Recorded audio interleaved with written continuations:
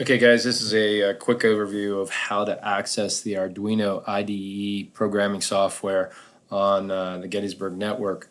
First of all, you do need to turn your Chromebook in and use a PC to do this, so check out a PC laptop.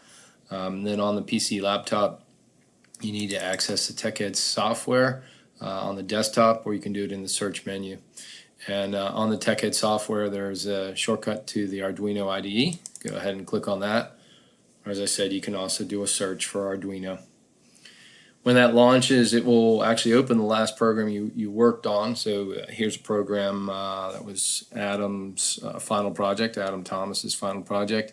I want to start new, so I want to do File New, and here's a new sketchbook where I can start my code. In this interface, there's some quick shortcuts. If I want to just verify, compile my program, make sure everything is right and there's no errors, use a check mark there. If I'm uploading it to my Arduino Uno, make sure my USB port is connected, my cord's connected to the Arduino, and I can upload it there. And then for saving the program, this is the save icon to open a new sketch, that icon there.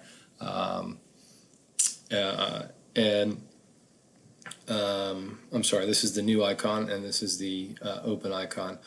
Also, the same things exist under Sketch here, as well as File.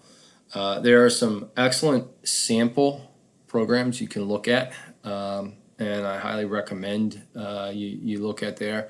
So if I go under the File icon here, and I look in the examples area there, there's some programs that are in here that you can view for various things, including the getting started basics that we use. All of those labs are spelled out for you right here. Our course is mostly about the microprocessor and less about the coding.